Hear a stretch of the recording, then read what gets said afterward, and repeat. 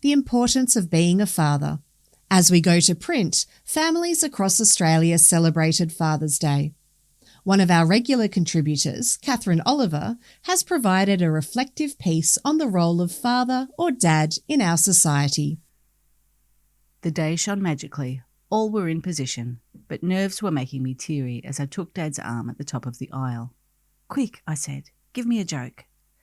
Without a blink of hesitation, he shot back, "You grow as beautiful as me every day." A laugh, smiles return, and the wedding proceeds. Move on some years, Dad, at 66, is running full pelt down Melbourne Airport, a 2-year-old under one arm, legs a-kickin', and my suitcase clutched under the other. We'd just heard the final call for the plane to take me and my child to my estranged father-in-law's funeral, where Dad wouldn't have been welcome. It was just the two of us going. Dad was not an athlete. In fact, he had a temporary caliper on his leg to heal a severed nerve. Fathers are irreplaceable. I never thought I'd say that. But to all who are the butt end of many a joke, of notorious fashion sense, of being a daggy dancer and emotional shipwrecks, you are nonetheless intrinsically irreplaceable. You are vital in your children's lives, whether brilliant or challenged, loving or remote, responsible or flaky. Though your children might outgrow you in talent, strength and assets, your importance will matter lifelong, whether you choose to be present or not. Now that my own father has gone, I can see him as a person. It is a view nearly 180 degrees from the one we held during his time with us growing up. A 1950s young father, he subscribed to the then model of not having a working wife. It was a matter of status and success. But as a young GP joining a practice as a junior partner, he was exhausted nearly every night. He was grumpy to childish ways, couldn't stand our music practice, and was never up to playing sports every second weekend that he got off duty. Yet, he ran the weekly children's session at the Royal Children's Hospital. In the 1959 flu epidemic, he worked 18-hour days, 7 days a week, for months. Cynics will say he got rich, but he would visit a whole family struck down and only charge for one person. He taught himself basic Italian to communicate better with those client families. Why did he have time and kindness and generosity for those people, but not us? We couldn't understand it, and as teenagers, my siblings and I thought he hated us. But his work ethic gave us a great education in school and in life. Sometimes my father said the wrong thing completely. When his only grandson was born, he said sleepily on the phone that he wouldn't be visiting me in hospital as he's seen thousands of babies born. And once, when I was desperately down, he simply said, "I can't help you."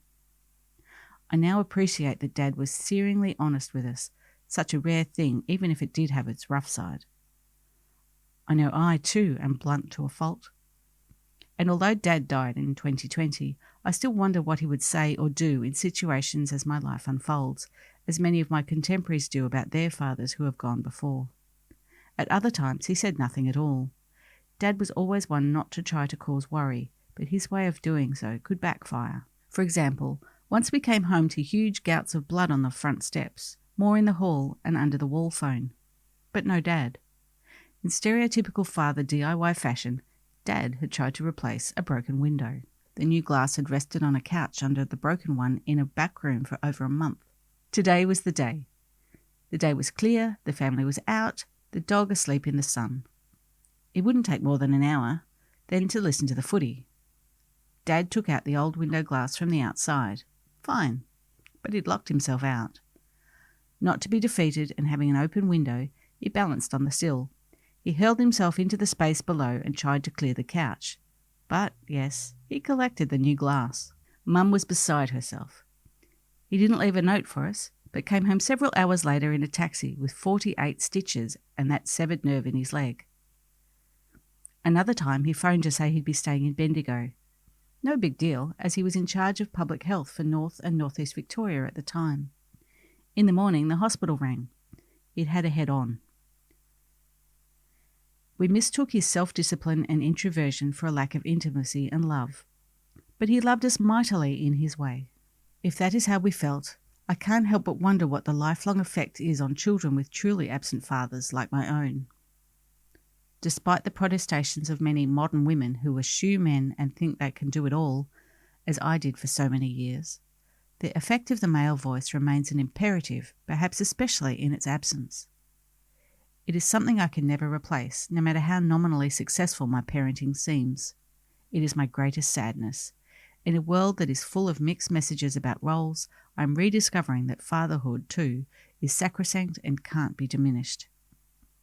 It has a critical impact on children in equal measure, whether happy and present, or sad and absent, or somewhere in the middle. So dance on, you lucky dads, and don't take stock of the scores. And if you must, wear what the hell you want.